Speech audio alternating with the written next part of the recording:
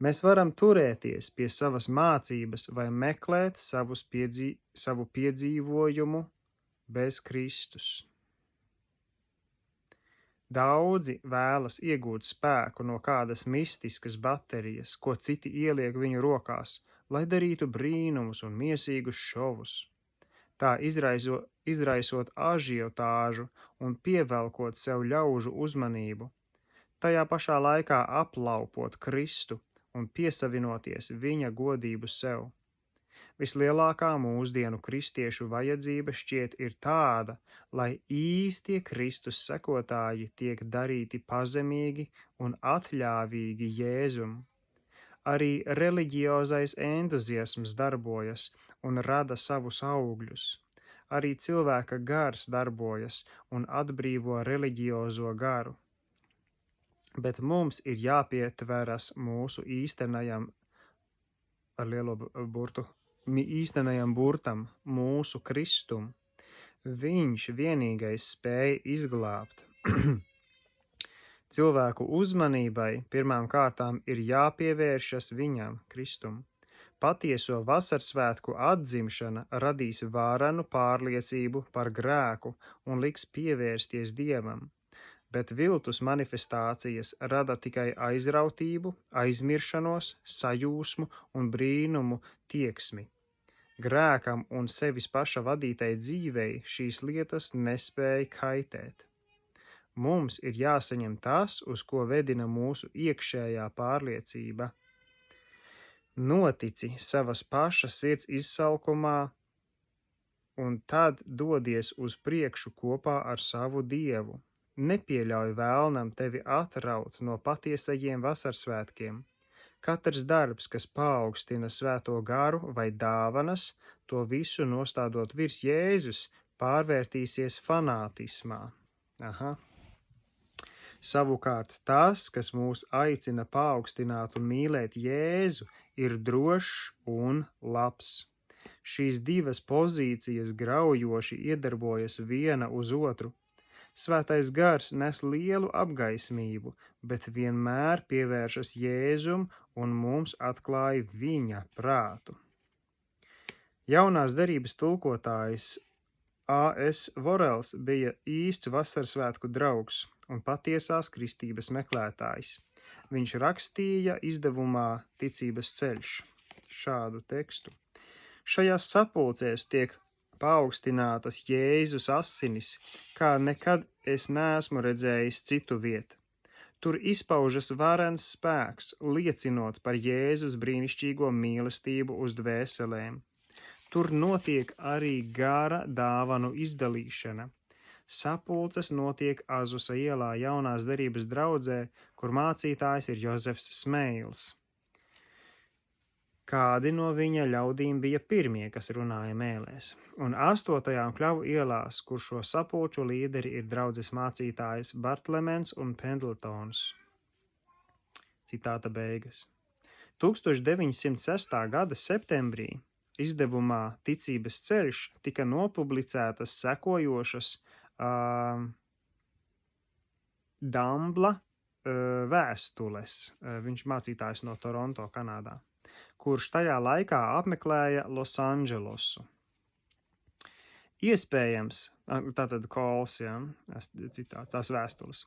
Iespējams, kādi no jūsu lasītājiem varbūt ieinteresēti uzzināt par svešinieka iespaidiem Losandželosā. Tur progresē tas pats gara darbs, kas iesākās Velsā, bet pretēji Velsai, kur tas izpaudās baznīcās, šeit tas notiek ārpus tām. Baznīcās to neiegūst, jo līdz pat šai dienai ir palikušas aizvērušās ar kritizējoši nosodošu, apsūdzošu un pat pazudinoši tiesājošu garu. Līdzīgi Velsai arī šī ir laju atmoda, kuru vada svētais gars un kas notiek īrētās zālēs un pussabrukušās vecās ēkās, vienalga, kādas tiek atrastas šim darbam. Šī ir ievērojama kustība, ko raksturo tieši mēļu dāvanas parādīšanās. Tur ir 3 atšķirīgas misijas, kurās ik viens var dzirdēt šīs savādās mēles. Man bija liels prieks vakar pabūt mācītāja Bartlemena sapulcē, vai runājot precīzāk, sapulcē, kur viņš un mācītājs Pendletons bija izraudzītie vadītāji, bet kurās faktiskais vadītājs bija Svētais Gars. Jēzus tur tika pasludināts kā sapulces galva un Svētais Gars kā viņa gribas īstenotājs.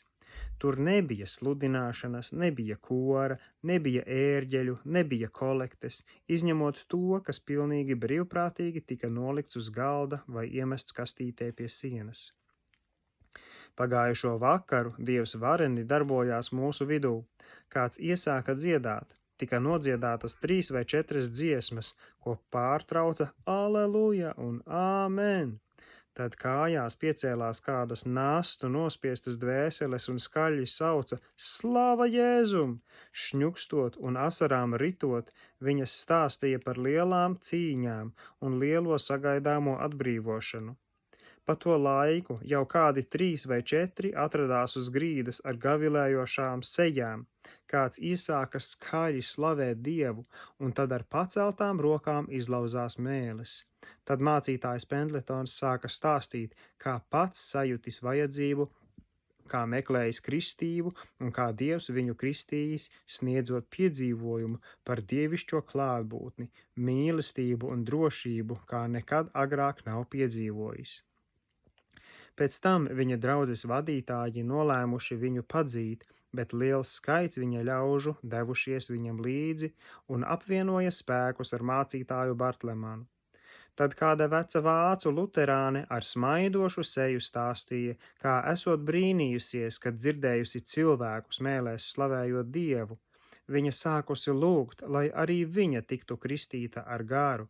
Pēc tam, kad bija aizgājusi gulēt, viņas mute pārgājusi slavēšanā, mēlēs un viņa bērniem par lielu pārsteigumu slavējusi to kungu cauru nakti. Tad ar lielu spēku nāca stiprināšana mēlēs no mācītāja Bartlemena lūpām, pēc kā ļaudis viens pēc otra metās pie altāra, kamēr visa eja bija piepildīta ar Dieva meklētājiem, lai arī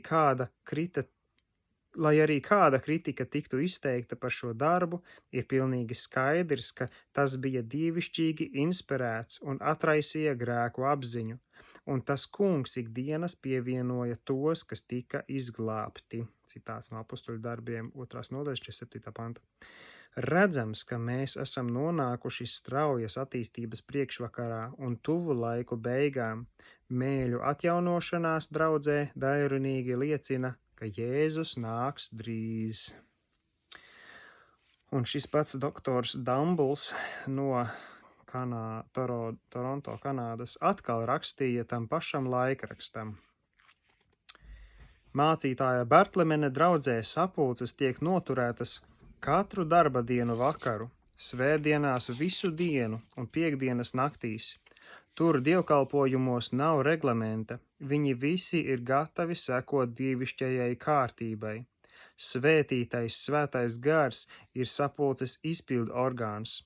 Mūsu līderi un mācītāji visi lielāko laika daļu ir redzami nokrituši uz grīdas vai arī nometušies ceļos sapulces priekšā, kur parasti jāatrodas platformai, bet tur nav ne platformas, ne ērģeļu, ne kora.